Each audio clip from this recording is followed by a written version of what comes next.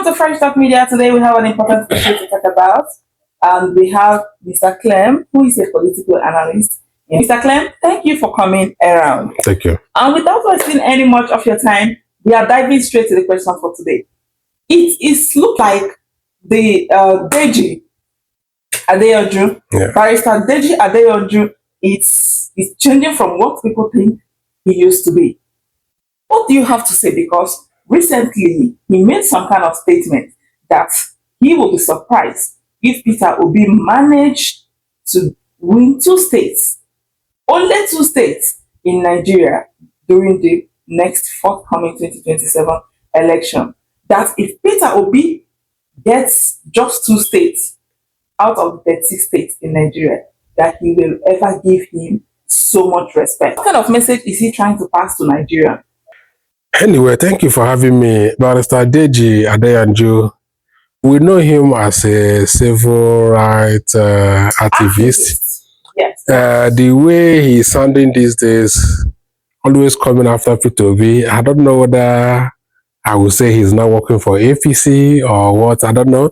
I read an article yesterday where somebody was narrating that his senior brother in 2 states, that he will ever respect him.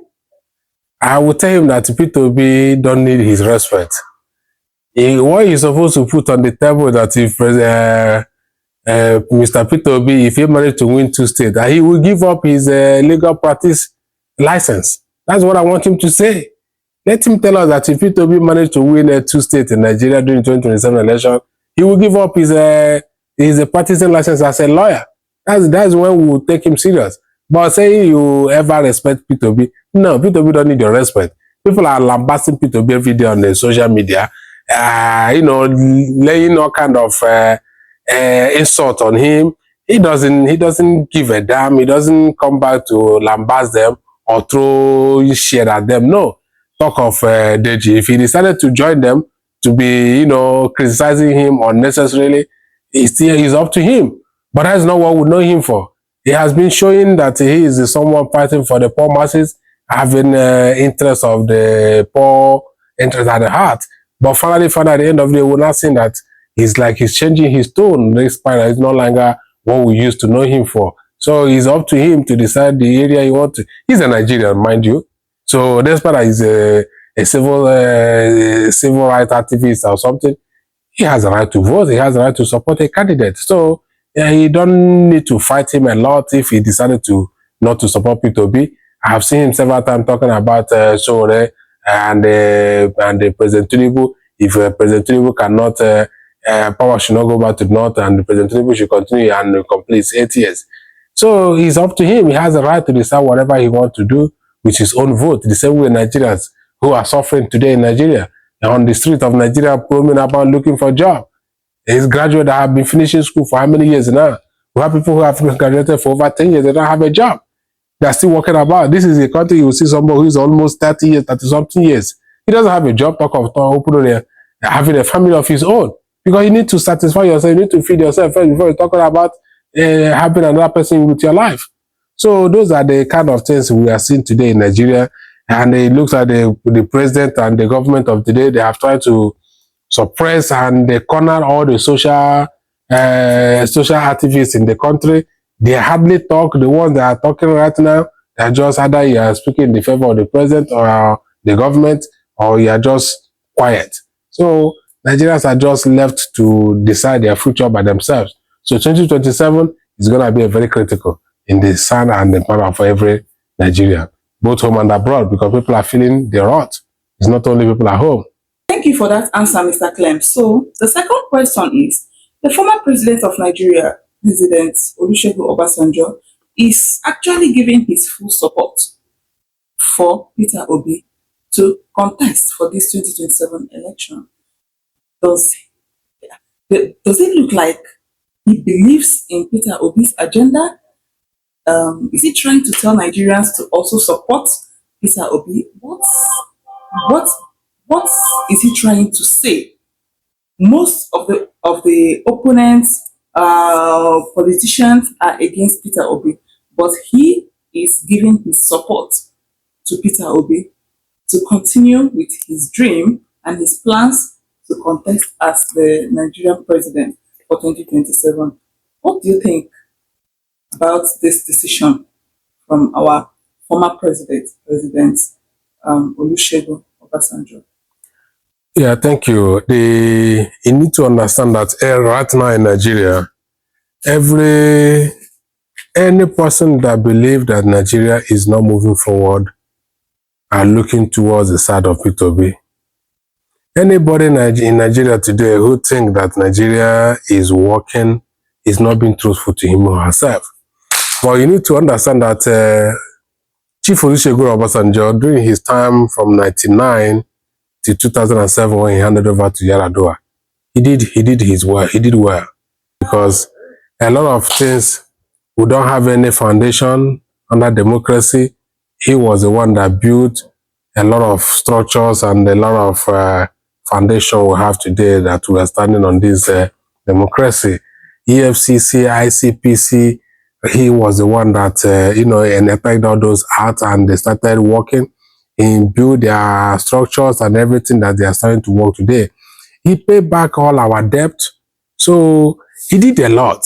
And with him then and Atiku, they brought a lot of Nigerians from different parts of the country, both the ones here and the ones from America and Europe. They came back and helped them in building the country. Having said that, right now he's supporting Peter Obi. I was watching one of his Peter Obi's spokesperson last time, Dr. Kach Ononuju.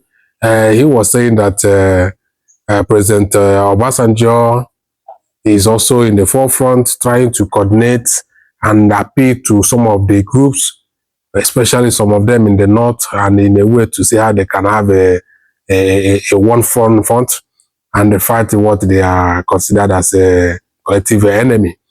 But we will see how it's going to pan out, because former President Obasanjo, having been a military general, is also a former president. He contested the election twice and he won. He came back and all the things today we have been achieving and having at sea. And he has a leverage both in the United Nations and Africa in general. So, and he understands the Nigerian politics very well. If he is believing that P2B can do the job now, then we are always got to believe, because he has someone that has been in that office. He can tell you categorically the kind of challenges that you are going to face as a president, because they say experience is the best teacher. And right now, P2B has made it clear that he's contesting for that election and he's going for the best. It's not an issue of being a tribalistic or bigotry or anything. Religion is not going to help us. Tribe is not going to help us. Ethnicity or whatever it is, it's not going to help us. The only thing that will help us and take us out of this quagmire we find ourselves is the competence. It's the only way we can get out of this. Imagine our former president, after 8 years, there was no hospital to take care of him. He went abroad and that is where he died, in another foreign hospital. That's a shameful thing to do. And there's nothing we can be able to say that will compensate that part of a fact. So what we need to understand today is that Peter Obi is a good candidate, he's a product, he's a big fish. He's someone that every political associate would like to, have in their wing. If it is a football, they say you just have to have the best striker in order to strike. So he right now he's a very big force, and not a big force because of his money, not a big force because of where he came from, not a big force because of what he's, but a big force because people believe in him. He has been tested and he has been trusted.